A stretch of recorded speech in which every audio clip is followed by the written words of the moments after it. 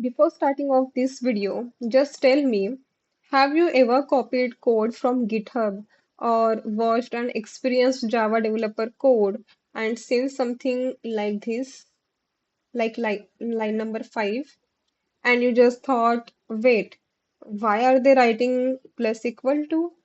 I have always written this line with this line, like score equal to score plus 10. Then what is the meaning of this line? Am I doing something wrong? Well, the answer is no. You are not wrong. But today, I will show you a shortcut that almost every Java developer uses in their production or their industry. So let's write our code. Now, suppose your teacher gives you 10 bonus marks. Okay, let me just comment it. Okay, most beginners will write like in this way. You have initial score of 50 and your teacher gives you 10 bonus marks, then you have to simply add this into a score variable and then we are going to print that score. Okay, before running the program, tell me the output. Okay, till then I am just compiling and running it. So I hope you guys have written the correct answer. So the output will be 60. Okay. Now here is the interesting part. Just I am doing here commenting and it commenting down. Okay. Now tell me what will be the output for this code. Again, I am going to compile it and running it. So the output here is also 60. But still 60? What is happening exactly here? Java is simply trying to say all of us that why writing a long sentence when I already know that what actually you are trying to say. Like score plus equal to 10 is just a shorter way of writing score equal to score plus 10. Same work it is also doing, but along with less typing and more cleaner code. Getting? Let's make this even easier with a real life analogy. So let me allow just to remove all of this from here and I'm just going to declare here one wallet variable. So you have to imagine your wallet currently has rupees 1000 rupees inside that. So what are you doing using this line here? You are just storing rupees 1000 inside your wallet variable. This is nothing but our first assignment operator is doing. So this is called as equal to. Let me just write here equal to. Okay. Allow me to just print here initial amount, initial wallet is nothing but your wallet amount. Okay, and in the one go, we are going to print all of these values. Correct? Now, one of your friend returns rupees 500 that he borrowed earlier from you. So now tell me one thing. Do you throw away your wallet and buy a new one for adding those 500 rupees? Of course not. You simply add this 500 rupees to the money already inside that wallet. So for that, we simply use wallet plus equal to 500. So what is this line mean? We are just simply add and store. Now our wallet value will be like how much? 1500, right?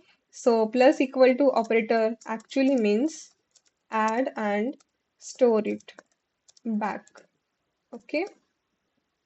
In similar way, next operator we are having wallet minus equal to 200. In the case we have spent this 200 rupees for our shopping needs, then we can use this minus equal to, right? This means subtract and store. Okay, now our value, wallet value will become what? We will see this later. What if I want to just double my wallet's price? In that case, I have to use multiply equal to and with 2. Okay, so here I am doing multiply and store. Again, I am printing here wallet value. Now, what if I want to just divide the money equally among 4 people? In that case, I have to use divide equal to operator, and I wanted to divide the money with four people, na? So that is why I'm using 4 here. So here again, I am going to print the message divide and store. So now my wallet value will become how much? We will see this. And last but not the least, Java can also store remainder used with the help of assignment operators. So what if I take here remainder with 2? We will just see the output remainder and storing back into this wallet variable. Okay, ready guys? Before running this program, can you please run your program and tell me what will be the output for this code? Okay, let's just compile this program first. Program is compiled successfully. Now we are going to run this program. So here you can see, let me just zoom it.